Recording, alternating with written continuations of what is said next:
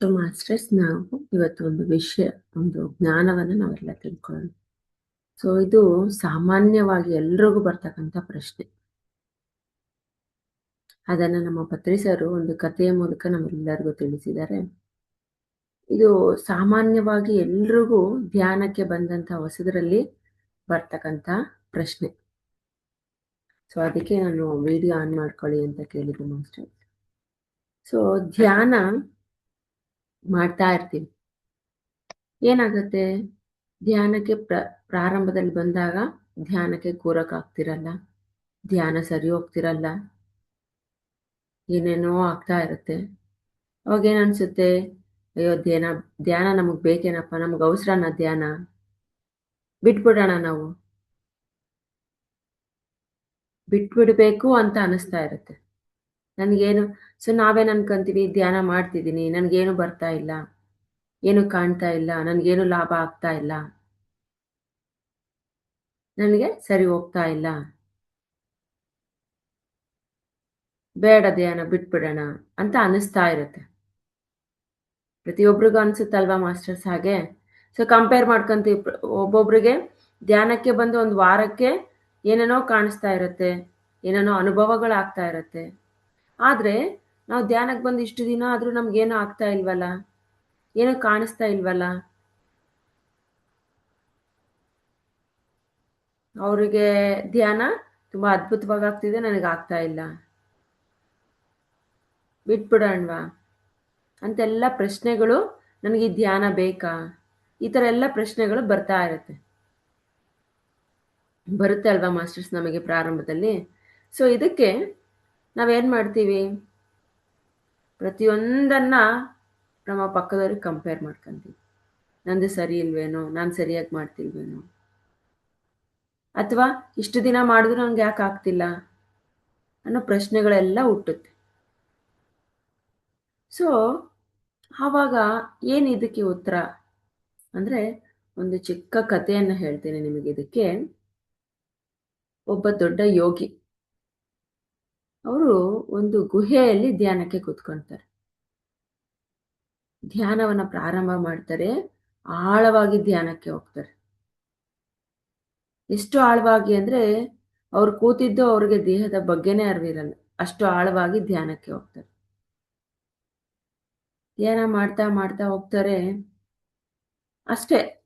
ಆದರೆ ಅವರು ಅದು ಎಷ್ಟು ದಿನ ಕೂತಿರ್ತಾರೆ ಅಂದರೆ, ಅಷ್ಟು ಆಳವಾಗಿ ಹೋದ್ರೂ ಆ ಧ್ಯಾನದಲ್ಲಿ ಅವ್ರಿಗೇನು ಗೊತ್ತಾಗ್ತಾನೆ ಇರಲ್ಲ. ಆಗ ಎದ್ದೇಳ್ತಾರೆ, ನಾನು ಇಷ್ಟು ಧ್ಯಾನಕ್ಕೆ ಕೂತಿದ್ದೀನಿ, ನನಗೇನು ಅನ್ನಿಸ್ತಾನೆ ಇಲ್ವಲ್ಲ, ಇದು ಸರಿನಾ ಧ್ಯಾನ, ನನಗೆ ಬೇಕಾ ಧ್ಯಾನ, ನನಗೇನು ಅನುಭವ ಬರ್ತಿಲ್ವಲ್ಲ ಅಂತ ಯೋಗಿ ಅನ್ಕೊಂತಾರೆ. ಇದ್ಯಾ ಧ್ಯಾನನೇ ಬೇಡ ನನಗೆ ಅಂತ ಹೇಳ್ಬಿಟ್ಟು ಕೋಪ ಮಾಡ್ಕೊಂಡು ಎದ್ದು ಹೊರಟೋಗ್ಬಿಡ್ತಾರೆ. ಆ ಗುಹೆಯಿಂದ ಹೊರಗೆ ಬಂದು ದಾರಿಲಿ ನಡ್ಕೊಂಡು ಹೋಗ್ತಾ ಇರ್ತಾರೆ. ಸೊ ಆಗ ಅವರು ದಾರಿಲಿ ಅಷ್ಟು ಧ್ಯಾನ ಮಾಡಿದ್ರು ಆ ಕೋಪ ನೋಡಿ, ಏನೂ ಆಗ್ತಾ ಇಲ್ಲ, ಬೇಡ ಅಂತ ಅಂದ್ಕೊಂಡು ವಾಪಸ್ ನಡ್ಕೊಂಡು ಹೋಗ್ತಾ ಇರ್ತಾರೆ. ಆ ನಡ್ಕೊಂಡು ಹೋಗ್ತಾ ಇರಬೇಕಾದ್ರೆ ದಾರಿಲಿ, ಸೊ ಆಗಿನ ಕಾಲದಲ್ಲೆಲ್ಲ ಈ ಒಂದು ಎತ್ತಿನ ಬಂಡಿಗಳಲ್ಲಿ ಓಡಾಡ್ತಾ ಇದ್ರು ಅಲ್ವಾ. ಆ ಒಂದು ಹೋಗ್ತಾ ಇರಬೇಕಾದ್ರೆ ಒಂದು ದಾರಿಯಲ್ಲಿ ಆ ಒಂದು ಎತ್ತಿನ ಬಂಡಿಯಲ್ಲಿ ಇಬ್ರು ವ್ಯಕ್ತಿಗಳು ಹೋಗ್ತಾ ಇರ್ತಾರೆ. ಓಕೆ, ಅವರು ಇಬ್ರು, ಒಬ್ರು ಹುಡುಗ, ಒಂದು ಹುಡುಗಿ. ಅವ್ರು ಏನು ಅಂದ್ರೆ, ಆ ಹುಡುಗಿ ನೃತ್ಯಗಾರ್ತಿಯಾಗಿರ್ತಾಳೆ, ಆ ಹುಡುಗ ತಬಲ. ಸೊ ಅವ್ನು ಬಾರಿಸ್ತಾ ಇದ್ರೆ, ಆ ಒಂದು ತಬಲವನ್ನ ನುಡಿಸ್ತಾ ಇದ್ರೆ ಅವಳು ನೃತ್ಯ ಮಾಡ್ತಾ ಇರ್ತಾಳೆ. ಅದು ಅವರ ವೃತ್ತಿ ಆಗಿರುತ್ತೆ. ಅವರು ಹೋಗ್ತಾ ಇರ್ತಾರೆ. ಅವರು ಆ ಕಡೆ ಒಂದು ರಾಜಮನೆತನಕ್ಕೆ ಅವರ ಕೆಲಸಕ್ಕೋಸ್ಕರ ಹೋಗ್ತಾ ಇರ್ತಾರೆ. ಅದೇ ದಾರಿಯಲ್ಲಿ ಈ ಯೋಗಿ ಹೋಗ್ತಿರ್ತಾನೆ. ಆಗ ಅವ್ರು ಹೇಳ್ತಾರೆ, ಬನ್ನಿ ಎಲ್ಲಿಗೆ ಹೋಗ್ಬೇಕು, ಬಿಡ್ತೀವಿ ಅಂತ. ಆಗ ಅವರ ಎತ್ತಿನ ಗಾಡಿಯಲ್ಲಿ ಇವರ ಜೊತೆನೆ ಆ ಯೋಗಿ ಹೋಗ್ತಾರೆ. ಆಗ ಅವರು ಆ ರಾಜಮನೆತನವನ್ನ ತಲುಪ್ತಾರೆ. ಅಲ್ಲಿ ತಲುಪಿದ್ಮೇಲೆ ಅಲ್ಲಿ ಅವರ ಏನು ಅಂದ್ರೆ, ಅವತ್ತಿನ ದಿನ ರಾತ್ರಿ ಅವರು ಅಲ್ಲಿ ನೃತ್ಯ ಮಾಡ್ಬೇಕಾಗಿರುತ್ತೆ, ಅವರು ತಬಲ ನುಡಿಸ್ಬೇಕಾಗಿರುತ್ತೆ. ಅಲ್ಲಿ ಹೋದ ಮೇಲೆ ಅವ್ರಿಗೆಲ್ಲ ಮರ್ಯಾದೆ ಸಿಗುತ್ತೆ. ಅವರು ರಾತ್ರಿ ಪ್ರಾರಂಭ ಮಾಡ್ತಾರೆ. ಆ ರಾಜಮನೆತನದಲ್ಲಿ ಅವರು ಆ ಆ ನೃತ್ಯಗಾರ್ತಿ ನೃತ್ಯವನ್ನ ಪ್ರಾರಂಭ ಮಾಡ್ತಾಳೆ. ಇವನು ತಬಲವನ್ನ ನುಡ್ಸೋದಕ್ಕೆ ಆ ಯೋಗಿ ಕೂಡ ಅವರ ಜೊತೆನೇ ಇರ್ತಾನೆ, ಅಲ್ಲೇ ಕೂತಿರ್ತಾನೆ. ಆಗ ಪ್ರಾರಂಭ ಮಾಡ್ತಾರೆ. ಸೊ ಇವಾಗ ನೃತ್ಯ ಮಾಡ್ತಾ ಹೋಗ್ತಾರೆ, ಇವ್ರು ತಬಲ ನುಡಿಸ್ತಾ ಹೋಗ್ತಾರೆ. ಇಲ್ಲಿ ಆ ನೃತ್ಯ ಮಾಡೋರ್ಗೆ ಏನು ಸಂತೋಷ, ಇವು ಚೆನ್ನಾಗಿದೆ. ಅಲ್ಲಿ ಇವಾಗ ಸಾಮಾನ್ಯವಾಗಿ ರಾಜಮನೆತನಗಳಲ್ಲಿ ನೃತ್ಯ ಮಾಡ್ತಾ ಇದ್ರೆ ಏನ್ ಕೊಡ್ತಾರೆ? ಹಣವನ್ನ ಎಸೆಯೋದು ಅಥವಾ ಏನಾದ್ರೂ ಕೊಟ್ರೆ ಅಲ್ವಾ ಅವ್ರಿಗೆ ನೃತ್ಯ ಮಾಡೋದಕ್ಕೆ ಇನ್ನೂ ಆನಂದ ಆಗುತ್ತೋ, ನಾನು ಚೆನ್ನಾಗಿ ಮಾಡ್ತಿದ್ದೀನಿ, ಇನ್ನೂ ಮಾಡ್ಬೇಕಂತ. ಆದ್ರೆ ಇಲ್ಲಿ ಅವರು ನೃತ್ಯ ಮಾಡ್ತಾ ಹೋಗ್ತಾರೆ. ಸೊ ರಾತ್ರಿ ಅರ್ಧ ರಾತ್ರಿ ಆಗೋಗುತ್ತೆ. ಅಲ್ಲಿಂದ ಏನು ರೆಸ್ಪಾನ್ಸ್ ಬರೋದೇ ಇಲ್ಲ. ನೃತ್ಯ ಮಾಡ್ತಾನೆ ಇರ್ತಾರೆ, ಇವರು ತಬಲ ನುಡಿಸ್ತಾನೆ ಇರ್ತಾರೆ. ಆಗ ನೃತ್ಯ ಮಾಡ್ತಕ್ಕಂಥವ್ರು ಆ ಮಹಿಳೆ ಆ ತಬಲಗಾರನ್ಗೆ ಹೇಳ್ತಾಳೆ, ಸನ್ನೆಯಿಂದಾನೆ ಹೇಳ್ತಾಳೆ, ನಾವಿಷ್ಟು ಮಾಡ್ತಿದೀವಿ, ಇವರಿಂದ ಏನು ಇಲ್ಲ, ಹೊರಟೋಗ್ಬಿಡೋಣ ಬಾ ಅಂತ ಹೇಳ್ತಾಳಂತೆ ಸನ್ನೆಯಿಂದ. ಆಗ ಆ ತಬಲ ನುಡ್ಸೋರು ಹೇಳ್ತಾರಂತೆ, ಬೇಡ ಬೇಡ, ಈ ಮಧ್ಯರಾತ್ರಿಲಿ ಹೋದ್ರೆ ನಮ್ಗೆ ಯಾವ ಬೇರೆ ಕಡೆನೂ ಕೆಲಸ ಸಿಗಲ್ಲ, ಬಂದಿದೀವಿ ಮುಗಿಸ್ಕೊಂಡು ಹೋಗೋಣ ಅಂತ ಆ ತಬಲಾ ನುಡ್ಸೋರು ಹೇಳ್ತಾರಂತೆ.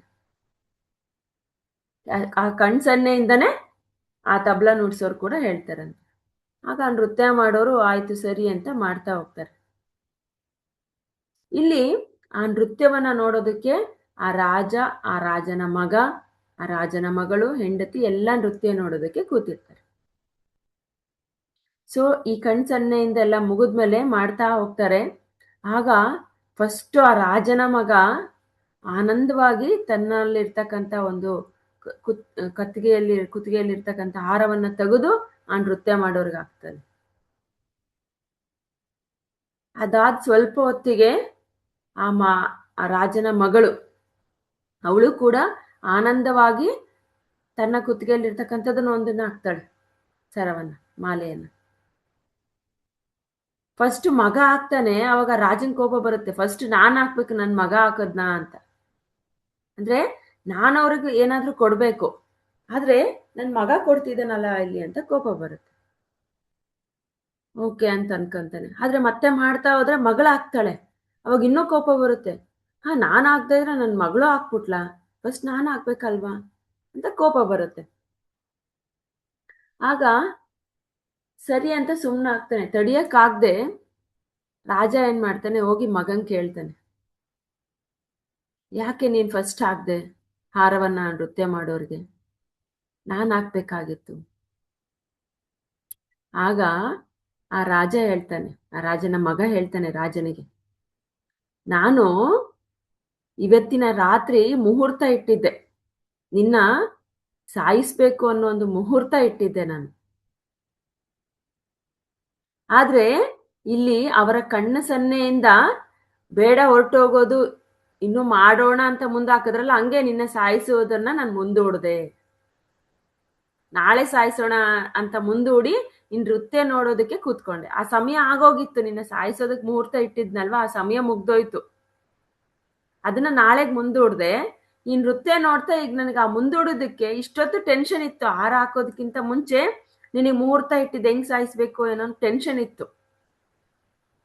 ಈಗ ಟೆನ್ಷನ್ ಹೊರಟೋಯ್ತು, ನಾಳೆಗ್ ಮುಂದೂಡೋದ್ರಿಂದ ಟೆನ್ಷನ್ ಹೊರಟೋಯ್ತು. ಅದಕ್ಕೆ ನಾನು ಆನಂದಕ್ಕೆ ಹಾರ ಹಾಕಿದೆ ಅಂತ ಅವ್ರ ಮಗ ಹೇಳ್ತಾನೆ. ಹಾಗೆ ಆ ರಾಜಂಗೆ ಭ್ರಮೆ, ಒಂಥರ ದಿಗ್ಭ್ರಮೆ ಆಗ್ಬಿಡುತ್ತು ಓ ಅಂತ. ಆಗ ಮಗಳಿಗೆ ಕೇಳ್ತಾನೆ, ನೀನ್ ಯಾಕೆ ಹಾಕ್ದೆ ಅಂತ. ಆ ಮಗಳು ಹೇಳ್ತಾಳೆ, ನಾನು ಕೂಡ ಒಂದು ಸಮಯ ಇಟ್ಕೊಂಡಿದ್ದೆ, ಮಂತ್ರಿಯ ಮಗನನ್ನ ಇಷ್ಟಪಟ್ಟಿದ್ದೆ, ಅವನ ಜೊತೆ ಓಡಿ ಹೋಗ್ಬೇಕು ಅಂತ ಸಮಯ ಇಟ್ಟಿದ್ದೆ. ಆ ಸಮಯವನ್ನ ಇಲ್ಲಿ ನೃತ್ಯ ಅವರ ಸನ್ನೆಯನ್ನ ನೋಡಿ ಆ ಸಮಯ ನಾಳೆ ಹೋಗೋಣ ಅಂತ ಮುಂದೂಡ್ದೆ. ಆವಾಗ ನನ್ನ ಮೈಂಡ್ ಫ್ರೆಶ್ ಆಯ್ತು, ನನಗೆ ಆನಂದ ಆಯ್ತು, ಆ ಆನಂದಕ್ಕೆ ನಾನು ಹಾಕಿದೆ ಅಂತ ಹೇಳ್ತಾರೆ.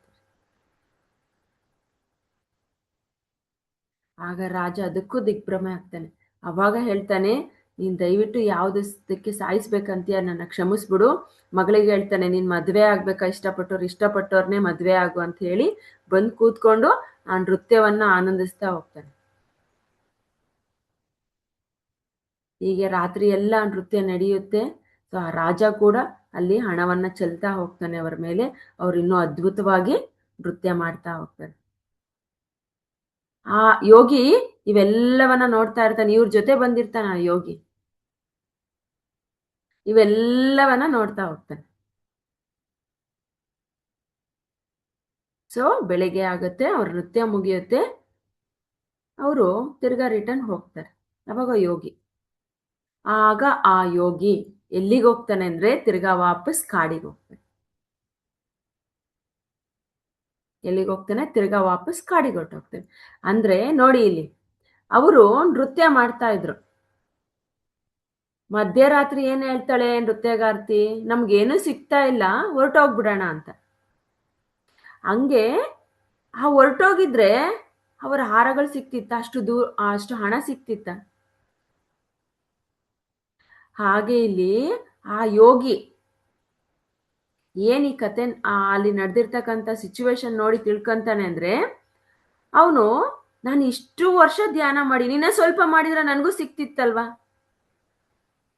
ನಾನು ಯಾಕೆ ಕಾಯ್ಲಿಲ್ಲ, ನಾನು ಮಾಡಿರೋದು ತಪ್ಪಲ್ವಾ ಅಂತ ಹೇಳಿ ತಿರ್ಗಾ ಧ್ಯಾನಕ್ಕೆ ಹೊರಟೋಗ್ತಾನೆ ಗುಹೆಗೆ. ಅಂದ್ರೆ ಅಲ್ಲಿವರೆಗೂ ಅವನು 40 ವರ್ಷ ಧ್ಯಾನ ಮಾಡಿರ್ತಾನೆ. 40 ವರ್ಷ ಧ್ಯಾನಕ್ಕೆ ಕೂತ್ರೆ ಏನೂ ಬಂದಿರಲ್ಲ. ಇನ್ನೊಂದು ವರ್ಷ ಕೂತಿದ್ರೆ 3ನೇ ಕಣ್ಣು ಉತ್ತೇಜನ ಆಗ್ತಿತ್ತು, ಕುಂಡಲಿನಿ ರೈಸ್ ಆಗ್ತಿತ್ತೇನೋ, ನಾನು ತಪ್ಪು ಮಾಡಿದ್ನೇನೋ ಅಂತ ಪುನಃ ಹೊರಟೋಗ್ತಾನೆ. ಅಂದ್ರೆ ನಮಗೆ ಒಂದು ಆ ಟೈಮ್ ಟೇಬಲ್ ಒಂದು ಸೀಮಿತ ಇರುತ್ತೆ, ಅಲ್ಲಿವರೆಗೂ ನಾವು ಮಾಡಬೇಕು. ಅದಾದಾಗೆ ನಮಗೆ ಸಿಗ್ಬೇಕಾಗಿರೋದು ಸಿಗುತ್ತೆ. ಬಟ್ ನಾವು ಅದಕ್ಕಿಂತ ಮುಂಚಿತವಾಗಿ ನಾವು ಫಿಕ್ಸ್ ಆಗಿರ್ತೀವಿ, ಇಷ್ಟು ಮಾಡಿದ್ದೀನಿ ಸಿಗ್ತಾ ಇಲ್ಲ ಅಲ್ಲ ಅಂತ. ನೋಡಿ, ಇಷ್ಟು ನಮಗೆ ಪಾಠ ಕಲಿಸ್ತಿರೋದು ಯಾರು? ಇಷ್ಟು ಜನಕ್ಕೆ ನಮಗೆ ನೋಡಿ, ಅಷ್ಟಲ್ಲ ಇನ್ನೂ ಅದು ಮೀರಿದ್ದು ಏನೋ ಇದೆ ಅಂತ ನಮ್ಗೆ ಆ ನೃತ್ಯಗಾರ್ತಿ ಮತ್ತು ತಬಲಾ ನುಡ್ಸೋರು ಹೇಳಿದ್ರು. ಅವ್ರು ಆ ಮಧ್ಯರಾತ್ರಿ ಹೊರಟೋಗಿದ್ರೆ,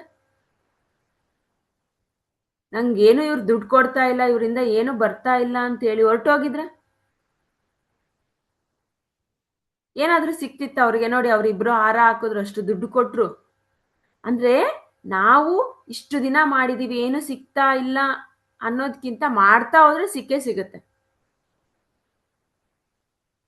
ಆ ಮಧ್ಯರಾತ್ರಿವರೆಗೂ ಮಾತ್ರ ಅವ್ರು ಯೋಚನೆ ಮಾಡಿದ್ರು, ಅದಾದ್ಮೇಲೆ ಸಿಕ್ಕಿದ್ದು. ಹಾಗೆ ನಾವು ಒಂದು ಸಮಯವರೆಗೂ ಮಾಡ್ತೀವಿ, ಮಾಡಿದಾಗ ಅಲ್ಲಿ ನಿಂತು ಬಿಡ್ತೀವಿ. ಯಾಕೋ ನಂಗೆ ಸಿಗ್ತಾ ಇಲ್ಲ, ಬೇಡ, ನಾನು ಇಷ್ಟು ಧ್ಯಾನ ಮಾಡ್ತಿದ್ದೀನಿ ಸಿಗ್ತಿಲ್ಲ ಅಂತ ಆ ಮಧ್ಯ ದಾರಿಲಿ ನಿಂತಿರ್ತೀವಿ. ಮುಂದೋದ್ರೆ ಸಿಗುತ್ತೆ ನಮಗೆ, ಆದ್ರೆ ನಾವು ಇಲ್ಲಿಗೆ ಗೆರೆ ಹಾಕೊಂಬಿಟ್ಟಿರ್ತೀವಿ. ಅದು ತಪ್ಪು. ಆ ನೃತ್ಯಗಾರ್ತಿಯ ಮತ್ತೆ ತಬಲಾ ನುಡ್ಸೋರು ಅದ್ಭುತವಾದ ಪಾಠ ಕಲಿಸಿದ್ರು ಆ ಯೋಗಿಗೆ. ಆ ಯೋಗಿಗೆ ಮಾತ್ರ ಅಲ್ಲ, ಎಷ್ಟೋ ಜನಕ್ಕೆ ಇದು ಪಾಠ ಆಯ್ತು.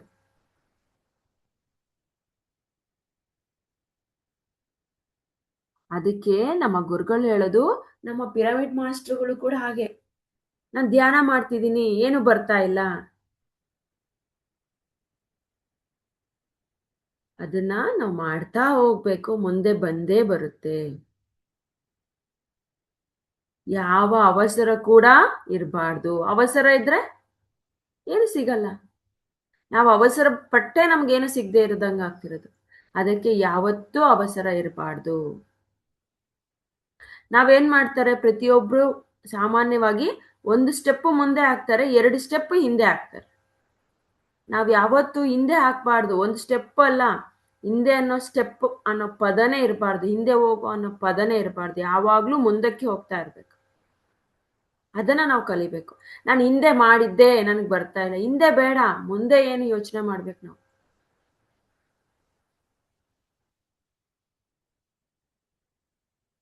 ನಿನಗೆ ಬರ್ಲಿ ಬರ್ದೇ ಇರ್ಲಿ, ಯಾರು ನಿನ್ನ ಹೊಗಳ್ಲಿ ಹೊಗಳ್ದೇ ಇರ್ಲಿ, ನಿಮ್ಮ ಕರ್ತವ್ಯವನ್ನ ನೀವು ಮಾಡ್ತಾ ಹೋಗ್ಬೇಕು.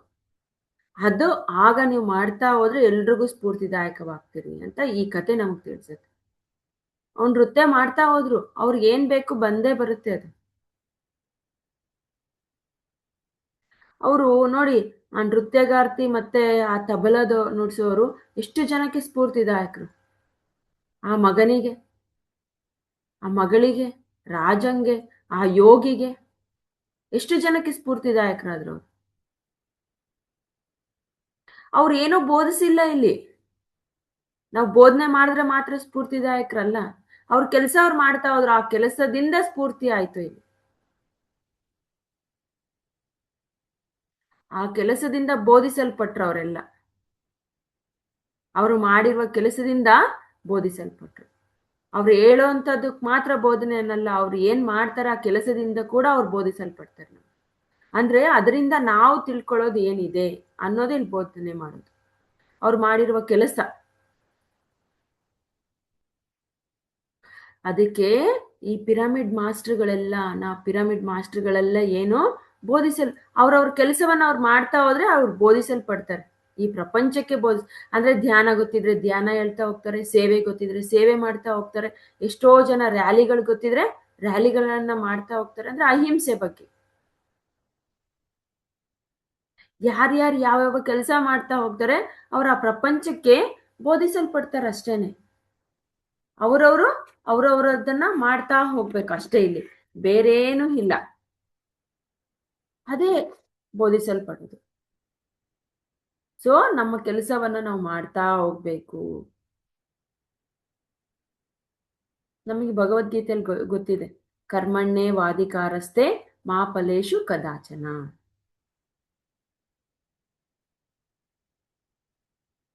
ನಾವಲ್ಲಿ ನೋಡಿದ್ವಿ, ಆ ನೃತ್ಯಗಾರ್ತಿ ಆ ಕಣ್ಣಿನಲ್ಲೇ ಸನ್ನೆ ಮಾಡಿ ಕೇಳ್ತಾಳೆ, ನಮ್ಗೇನು ಸಿಕ್ತಿಲ್ಲ ಹೊರಟೋಗೋಣ ಅಂತ. ಆಗ ಅವ್ನೇನ್ ಹೇಳ್ತಾನೆ, ನಮ್ಮ ಕೆಲಸ ನಾವು ಮಾಡೋಣ, ಬರುತ್ತೋ ಬಿಡುತ್ತೋ ನಾವು ಕೆಲಸ ಮಾಡೋದಕ್ಕೆ ಬಂದಿದ್ದೀವಿ. ಇದನ್ನೇ ಮನ್ಸಲ್ಲಿ ಹೇಳ್ಕೊಳೋದು, ಕರ್ಮಣ್ಣೆ, ನಮ್ಮ ಕೆಲಸ ನಮ್ಮ ಕರ್ಮ ಮಾಡೋದಕ್ಕೆ ನಾವು ಬಂದಿದ್ದೀವಿ, ಫಲವನ್ನ ಆಶಿಸ್ಬಾರ್ದು. ಆ ತಬಲಾ ನುಡ್ಸುವಂತಹ ಮನುಷ್ಯ ಹೇಳೋದು, ಅವನ ಮನಸ್ಸಿನಲ್ಲಿ ಹೇಳ್ಕೊಳ್ಳೋದು ಅವಳಿಗೆ ವಾಪಸ್. ಅಂದ್ರೆ ಅವಳು ಕೇಳೋದು, ನಮ್ಗೇನು ಬರ್ತಿಲ್ಲ ಹೊರಟೋಗೋಣ ಅಂದಾಗ ಆ ತಬಲಾ ನುಡ್ಸುವಂತಹ ಮನುಷ್ಯ ಏನ್ ಅನ್ಕಂತಾನೆ, ನಮ್ಮ ಕರ್ತವ್ಯ ನಾವು ಮಾಡ್ಬೇಕು, ನಾವು ಫಲ ಆಶಿಸ್ಬಾರ್ದು. ನಮ್ಮ ಕರ್ಮ ನಮ್ಮ ಕೆಲಸ ಮಾಡೋದ್ರಲ್ಲೇ ಅಧಿಕಾರ ಇದೆ ನಮಗೆ, ಆದ್ರೆ ಆ ಫಲವನ್ನ ಆಶಿಸೋದ್ರಲ್ಲಿ ನಮ್ಗೆ ಅಧಿಕಾರ ಇಲ್ಲ. ಆ ಫಲ ಅಂದ್ರೆ ಅದಕ್ಕೆ ಏನೋ ಬೇಕು ನನಗೆ ಅಂತ ಕೇಳೋದ್ರಲ್ಲಿ ನಮ್ಗೆ ಅಧಿಕಾರ ಇಲ್ಲ.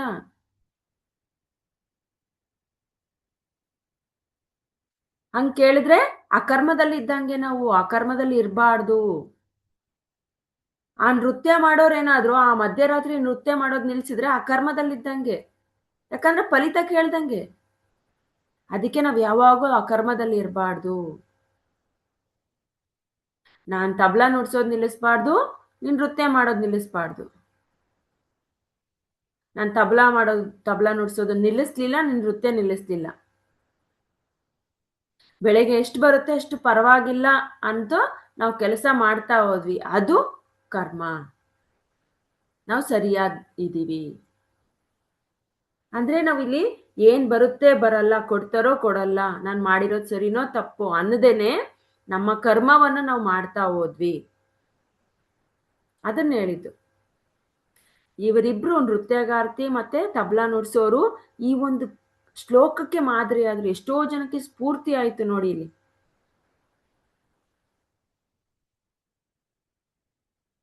ಹಾಗೆ ಇಲ್ಲಿ ಪ್ರತಿಯೊಬ್ಬ ಪಿರಮಿಡ್ ಮಾಸ್ಟರು ತಮ್ಮ ಜೀವನವನ್ನ ದರ್ಪಣವಾಗಿ ಇಟ್ಕೋಬೇಕಂದ್ರೆ ರಿಫ್ಲೆಕ್ಷನ್ ಇಟ್ಕೋಬೇಕಿಲ್ಲಿ. ನಾನು ಮಾಡ್ತೀನಿ, ಬೇಡ ನನ್ಗೆ ಅದರಿಂದ ಏನು, ಮಾಡ್ತಾ ಹೋಗ್ಬೇಕು ಅಷ್ಟೇನೆ. ನಾನು ಮಾಡ್ತಿದ್ದೀನಿ, ಯಾಕೆ ಬರ್ತಾ ಇಲ್ಲ, ಯಾಕೆ ಕಾಣ್ತಾ ಇಲ್ಲ, ನಂಗೆ ಯಾಕೆ ಲಾಭ ಆಗ್ತಿಲ್ಲ, ಅದೇನೋ ಇಟ್ಕೊಳ್ಳೇಬಾರ್ದು. ನಾನು ಮಾಡ್ತಾ ಹೋಗ್ಬೇಕು ಅಷ್ಟೆ. ನನ್ನ ಕೆಲಸ ಏನೋ, ನಾನು ಧ್ಯಾನ ಮಾಡಬೇಕು, ಸೇವೆ ಮಾಡಬೇಕು, ಪ್ರಚಾರ ಮಾಡಬೇಕು, ರ್ಯಾಲಿಗಳಲ್ಲಿ ಭಾಗಿಯಾಗಬೇಕು, ಏನು ಸಾಧ್ಯನೋ ಅದನ್ನ ಮಾಡ್ತಾ ಹೋಗ್ಬೇಕು. ಅದರಿಂದ ನನ್ಗೆ ಇದಾಯ್ತು ಏನೂ ಇಲ್ಲ, ಮತ್ತೆ ಆ ಕರ್ಮದಲ್ಲಿ ಬಿದ್ದಂಗೆ. ಯಾವ ಫಲಿತವನ್ನು ಆಶಿಸಬಾರ್ದು. ನೋಡಿ ಅವ್ರು ಎಷ್ಟು ಅದ್ಭುತವಾಗಿ ಅವರಿಬ್ರು ಸ್ಫೂರ್ತಿಯಾಗಿದ್ದಾರೆ ನಮಗೆ ಇಲ್ಲಿ. ಹಾಗೆ ಆ ಯೋಗಿಗೆ ಕೂಡ ನೋಡಿ ಏನಾದ, ಇವರಿಬ್ರು ಆ ಯೋಗಿಗೂ ಕೂಡ ಸ್ಫೂರ್ತಿಯಾದ್ರು. ಆ ಯೋಗಿ ಏನಾಯ್ತು, ವಾಪಸ್ ಕಾಡಿಗೆ ಹೋದ. ಅವನ್ ಕಾಡಿಗೆ ಹೋಗಿ ಧ್ಯಾನಕ್ಕೆ ಕೂತು 1 ವರ್ಷದಲ್ಲೇ ಏನಾಯ್ತು, ಅವನಿಗೆ 3ನೇ ಕಣ್ಣು ಓಪನ್ ಆಯ್ತು, ಕುಂಡಲಿನಿ ರೈಸ್ ಆಯ್ತು, ಒಬ್ಬ ದೊಡ್ಡ ಮಹಾಯೋಗಿ ಆದ, ಯೋಗೀಶ್ವರ ಆದ. ಸೊ ಅವನು 40 ವರ್ಷ ಧ್ಯಾನ ಮಾಡಿದ್ದ. ಆದ್ರೆ ನೋಡಿ ಇನ್ನು 1 ವರ್ಷ ಕೂರಕ್ಕಾಗ್ಲಿಲ್ಲ ಅವ್ನಿಗೆ.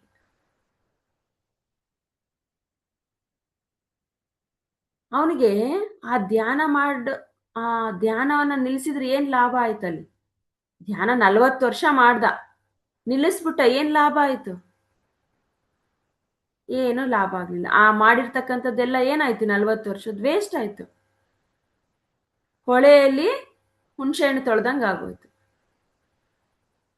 ವೇಸ್ಟ್. ಅಂದ್ರೆ ಸಾಧನೆ ಅನ್ನೋದು ಒಬ್ಬೊಬ್ಬರಿಗೆ ಒಂದೊಂದು ರೀತಿಯಲ್ಲಿ ಇರುತ್ತೆ. ನಾವು ಅದನ್ನ ತಿಳ್ಕೊಬೇಕಲ್ಲಿ. ಆ 40 ವರ್ಷ ಮಾಡಿದ್ ವೇಸ್ಟ್ ಆಯ್ತು. ಅದೇ ಇನ್ನು ಸ್ವಲ್ಪ ಅವ್ನು ಮುಂದುವರ್ಸಿದ್ರೆ ಎಲ್ಲ ದೊರಕ್ತಾ ಇತ್ತು. ಅದನ್ನೇ ನಮ್ಮ ಗುರುಗಳು ಹೇಳ್ತಾರೆ, ಒಬ್ಬೊಬ್ಬರಿಗೆ ಒಂದೊಂದು ತರಹದ ಸಾಧನೆಯ ಹಂತಗಳಿರುತ್ತೆ. ಸೊ ಆ ಯೋಗಿಗೆ ಏನಿತ್ತು ಅಂದ್ರೆ 41 ವರ್ಷದ ಸಾಧನೆ ಮಾಡಿದ್ರೆ ಮಾತ್ರ ದೊರಕ್ತಾ ಇತ್ತು ಅನ್ನೋದಿತ್ತು. ಆದ್ರೆ ಅವ್ನು 40 ವರ್ಷಕ್ಕೆ ನಿಲ್ಲಿಸ್ಬಿಟ್ಟ. ಸೊ ಈ ರೀತಿಯಾದಂಥ ಸಾಧನೆ ಅನ್ನೋದು ಮುಖ್ಯ ಆಗುತ್ತೆ ನಮಗೆ. ನಾವು ಆಶಿಸಬಾರ್ದು, ಬರುತ್ತೆ. ಹಾಗೆ ಉದಾಹರಣೆ ಹೇಳ್ತಾರೆ ನಮ್ಮ ಗುರುಗಳು. ಬಾಲಸುಬ್ರಹ್ಮಣ್ಯ ಇದ್ದಾರೆ, ಅವ್ರು ಎಷ್ಟು ಅದ್ಭುತವಾಗಿ ಆಡ್ತಾರೆ. ಎಷ್ಟು ಜಾನಕಿ ಅವರು ಅಂದ್ರೆ ಅವರು ಗತ ಜನ್ಮಗಳಿಂದ ಬಂದಿರತಕ್ಕಂಥ ಅವರಿಗೆ ಅವೆಲ್ಲ ಆ ಹಾಡುಗಾರಿಕೆ ಎಲ್ಲ ಅಲ್ಲೇ ಅವರಿಗೆ ಮುಗ್ದೋಗಿರುತ್ತೆ. ಇಲ್ಲಿ ಬಂದಾಗ ಕ್ಲಿಕ್ ಆಗ್ಬಿಡ್ತಾರೆ ಅವರು. ಪಟ್ ಅಂತ ಹಾಡಿದ ತಕ್ಷಣ ಏನಾಗುತ್ತೆ? ಫೇಮಸ್ ಆಗುತ್ತೆ. ಅವ್ರ ಕಂಠ ಸುಮಧುರ ಆಗ್ಬಿಡುತ್ತೆ. ಅವರ ಅಭ್ಯಾಸ ಸಾಧನೆ ಅನ್ನೋದು ಗತ ಜನ್ಮದಲ್ಲಿ ಮುಗ್ದೋಗಿರುತ್ತೆ. ಈ ಜನ್ಮದಲ್ಲಿ ಬಂದ ತಕ್ಷಣ ಏನಾಗ್ಬಿಡ್ತಾರೆ? 1 ವರ್ಷ 2 ವರ್ಷಕ್ಕೆ ಅವ್ರು ಏನಾಗುತ್ತೆ? ಸ್ಟೆಪ್ ಇನ್ ಆಗ್ಬಿಡ್ತಾರೆ.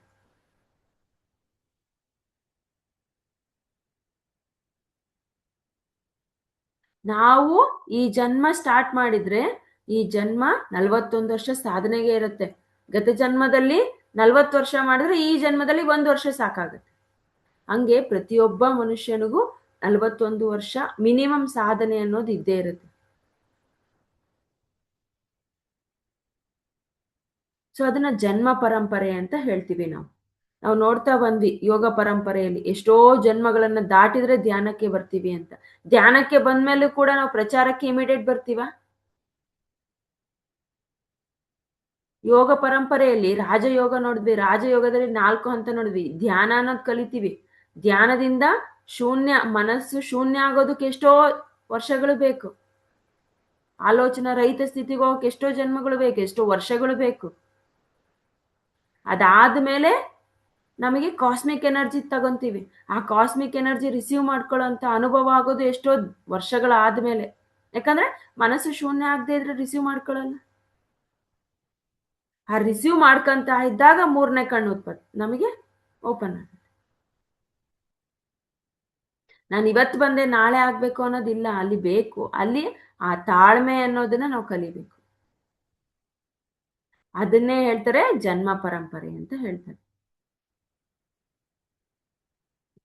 ನಮಗೆ ಇಲ್ಲಿ ಅವಸರ.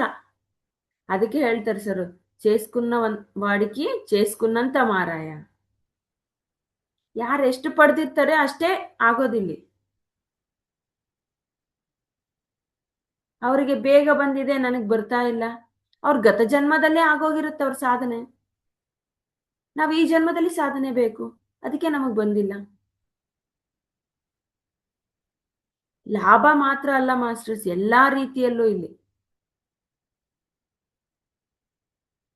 ಸೊ ನಾವು ಅನ್ಕೊಳ್ಳೋದು ಅವ್ರಿಗೆ ಆಗ್ತಾ ಇದೆ, ನನಗೆ ಆಗ್ತಾ ಇಲ್ಲ. ಅವ್ರಿಗೆ ಧ್ಯಾನ ಚೆನ್ನಾಗ್ ಆಗ್ತಿದೆ, ನನಗೆ ಚೆನ್ನಾಗ್ ಆಗ್ತಿಲ್ಲ. ಇಲ್ಲಿ 5 ಬೆರಳಿದೆ, 5 ಸಮವಾಗಿದೆನಾ ನಮಗೆ? ಇಲ್ಲಿ ಈ 5 ಬೆರಳುಗಳಿದೆ, ಇವ್ 5 ಸಮ ಸ್ಥಿತಿಯಲ್ಲಿದಾವ? ಈ 5 ಬೆರಳುಗಳ ಕೆಲಸಗಳು ಸಮವಾಗಿದಾವ? ನೋಡಿ, ಈ ಬೆರಳು ಇಲ್ಲದೆ ಇದ್ರೂ ಪರವಾಗಿಲ್ಲ, ಈ ಬೆರಳುಗಳಿಂದ ಬರಿಬಹುದು. ಅಂದ್ರೆ ಈ ಬೆರಳು ಬರೆಯೋದಕ್ಕೆ ಮುಖ್ಯ. ಊಟಕ್ಕೆ ಈ 3 ಬೆರಳಿದ್ರು ನಾವು ತಿನ್ಬೋದು, ಇದು ಅವಸರ ಇಲ್ಲ. ಅಂದ್ರೆ ಒಂದೊಂದ್ರ ಕೆಲಸ ಒಂದೊಂದು ರೀತಿಯಲ್ಲಿ. ಹಾಗೆ ಒಂದು ಹೈಟ್ ಇದೆ, ಒಂದು ಚಿಕ್ಕದಿದೆ. ಒಂದೊಂದ್ರ ವಿಶೇಷತೆ ಒಂದೊಂದಾಗಿದೆ ಅಲ್ವಾ? ಹಾಗೆ ಮನುಷ್ಯನಲ್ಲೂ ಕೂಡ ಒಂದೊಂದು ರೀತಿಯಲ್ಲಿರುತ್ತೆ. ನಾವು ಅದನ್ನ ತಿಳ್ಕೊಬೇಕಿಲ್ಲಿ. ಒಬ್ರಿಗೆ ಬೇಗ ಬರುತ್ತೆ, ಒಬ್ರಿಗೆ ನಿಧಾನಕ್ಕೆ ಬರುತ್ತೆ. ಅದು ನಮ್ಮ ಜನ್ಮ ಪರಂಪರೆಯ ಮೇಲೆ ಡಿಪೆಂಡ್ ಆಗಿದೆ. ఎవరికి వారే ಯಮುನಾ ತೀರ. ಯಾರಿಗೆ ಅವರೇನೆ, ನಾವು ಯಾರ್ದು ಕಂಪೇರ್ ಮಾಡೋ ಅವಶ್ಯಕತೆ ಇಲ್ಲ.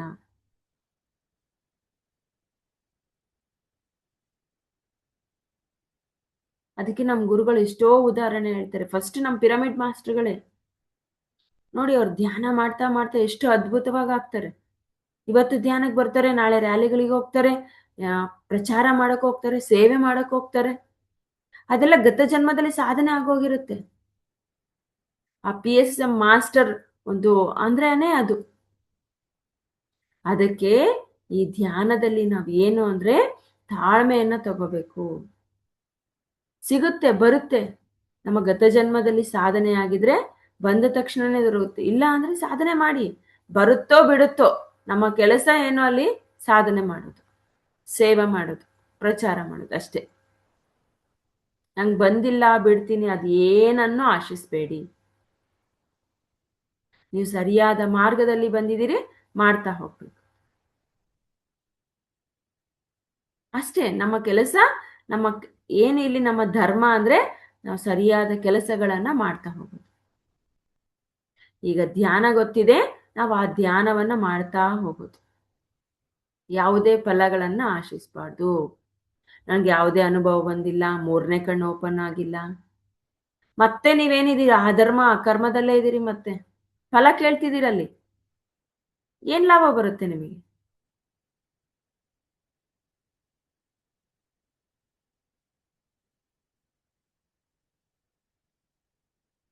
ಯಾವುದಕ್ಕೂ ನಾವು ಫಲವನ್ನ ಆಶಿಸಬಾರ್ದು. ಆ ರೀತಿಯಲ್ಲಿ ನಾವು ಮಾಡ್ಬೇಕು. ಅಂದ್ರೆ ನೋಡಿ, ಆ ನೃತ್ಯಗಾರ್ತಿ, ಆ ತಬಲಾ ನುಡಿಸೋರಿಂದ ನಾವು ಎಷ್ಟು ಸ್ಫೂರ್ತಿಯಾಗಿ ತಗೋಬೇಕು ಅವರನ್ನು. ಅದೇ ಸಾಕು, ನಮ್ಗೆ ಇನ್ನೇನು ಬೇಡ ಇಲ್ಲಿ. ಸೊ ಅವರಿಬ್ಬರೇ ನಮ್ಗೆ ಮಾದರಿ. ಆ ಮಾದರಿತನವನ್ನ ನಾವು ಬಿಟ್ಕೋಬೇಕು ಅಷ್ಟೆ. ಸೊ ಇನ್ಮೇಲೆ ನಾವು ಯಾರಿಗೇ ಧ್ಯಾನಕ್ಕೆ ಹೇಳಿದ್ರು ದಯವಿಟ್ಟು ತಿಳಿಸಿ ಮಾಸ್ಟರ್ಸ್. ಎಷ್ಟೋ ಜನಕ್ಕೆ ಪ್ರಶ್ನೆ ಇರುತ್ತೆ, ನಾವು ಅದಕ್ಕೆ ತಕ್ಕಂತ ಉತ್ತರ ಕೊಟ್ರೆ ಅವರಿಗೆ ಆ ಪ್ರಶ್ನೆಗೆ ಉತ್ತರ ಸಿಗುತ್ತೆ. ನಮ್ಮ ಧರ್ಮವನ್ನ ನಾವು ಮಾಡ್ತಾ ಹೋಗ್ಬೇಕು. So thank you very much masters.